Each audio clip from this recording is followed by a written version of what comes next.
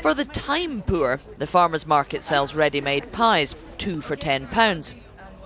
In the co-op, 2 similarly sized pies cost £6. In Iceland, they're £2 each. But shoppers say they will pay more to know what they're getting. You don't buy meat in the supermarket now. I buy it in the butchers. Always have done? No. It's only the last few weeks. I always go to the butchers to get my meats. Is it price that will make up your mind about where you buy your meat? No, it's the horse meat now that makes up my mind. Yeah, not the price. Shoppers might be wary of the food in supermarkets like Iceland. The boss says they are not the ones to blame. Cheap food doesn't come from supermarkets. It's driven by local authorities trying to get the prices down. Some local authorities spend just over £2 a day to feed a patient 3 meals. When they go out to tender for supply, all they're interested in is price. They want the cheapest price. Everyone blames someone else. Shops blame local authorities, while processors blame their suppliers. And the government today don't want to take the blame for ignoring warnings in 2011 that horse meat was illegally entering the food chain. So they've asked the Food Standards Agency to investigate why we didn't know about this scandal years ago. Well, joining me from Broxton in Cheshire is Malcolm Walker, the Chief Executive of the supermarket group Iceland.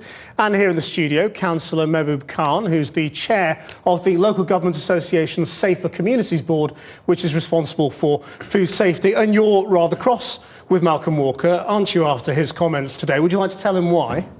The reason being is that the public expect all of us to work together, central, local government, retailers and suppliers, to sort the present crisis. Blaming each other isn't going to help solve this crisis any quicker. But the facts are that, and Malcolm and others are aware, is that in 2010 there was a high-profile campaign by Jamie Oliver to drive up standards in school meals.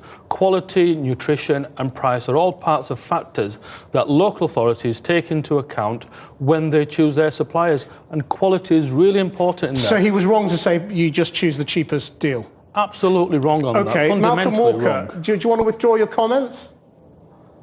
No. I was just pointing out this morning that there's another side to this story. Supermarkets are on the high street, they're very visible. And they've taken all the blame for this, and that's not right. I don't believe that any horse flesh has actually ended up in a British supermarket. Traces, microscopic contamination quantities... That's just nonsense. What about the Tesco spaghetti bolognese or the Findus lasagna? They were between 60 and 100% horse. I'm not talking about Findus. What about Tesco? I'm talking about supermarkets' own... Do you want me to answer you, or are you going to interrupt me again? The Tesco problem was a filler. It wasn't meat at all. It was a filler that they put into a cheap burger. And apart from that, I don't believe there's been any horse meat. And you've got to separate the two things. Horse meat, horse flesh, I don't believe has been in any British supermarket. Contamination from DNA has. And you know, what is as I say, filler? supermarkets. Just wait a minute. Supermarkets are very, very visible, and they've taken all the blame. There is another side to this. That's the catering industry. And if we're looking at schools and local authorities, I've been on the fringes of companies who have tendered for these contracts to supply meat products, and it's about price. How can Newham University Hospital spend £2.19 per day for 3 meals for their patients? OK, let me put that to the councillor who's here. Well, first of all, local councils do not source food for the NHS. NHS standards are set down by government, and government carry out inspections on their food.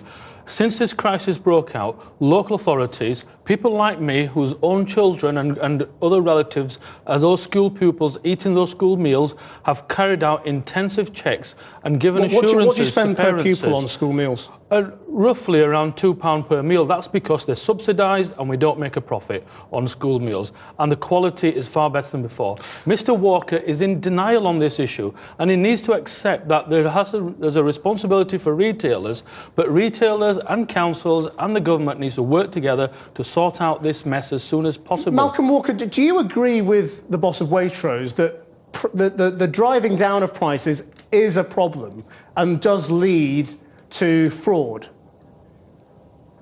Yes, I do. But let me just explain one thing.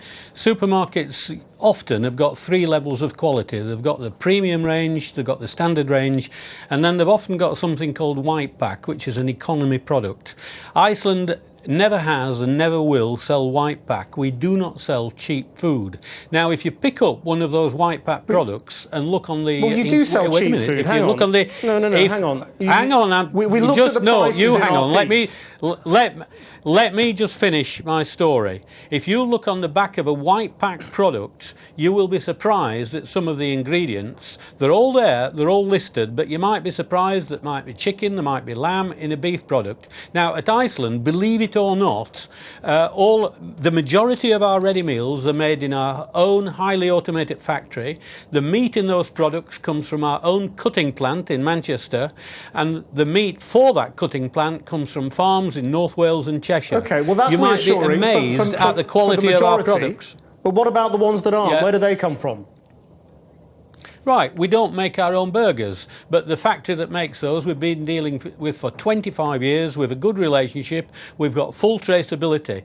British supermarkets, including ourselves, have got the highest standards in the world for food safety, testing and checking. And I will say, OK, nobody's been testing for horse DNA, but why would they? All right, well, because it's been found in things like Tesco spaghetti bolognese. That's why. Yeah, it has now. It has now. So from now on, I'm sure it'll be checked. But what I want to put until to now, you... apparently, DEFRA were warned 18 months ago that horse meat might be finding its way into the human food chain. But so how do you think us. they've handled it then? I mean, how do you think the government have handled it? Because they've been accusing the supermarkets and people like you of being shy of the consumers as well. Well, look, at the risk of these words coming back to haunt me, I'll just say this is a storm in a teacup. It's overhyped. We're talking about tiny quantities of product here, and horse meat has 60%. not been found in supermarkets. So I was saying 60% of the meat in certain products was horse meat. I think Mr. Walker is in denial. Other retailers have accepted responsibility that they need to solve this problem. The facts of the matter are that there's a summit tomorrow in Downing Street to solve this problem, and Mr. Walker needs to be there and be held accountable, because I think his comments are absolutely Mr. outrageous. Walker, the co-op did apologise and did take responsibility. You're doing neither. We don't have a problem at Iceland. Let's get that Okay. straight. We're 100% clear. I will stand by my own food products. All right. If you want food you can trust, shop at Iceland. Well, I'm going to cut the commercial. Thank you very much indeed, Malcolm Walker and Councillor Mahbub. We must leave it there.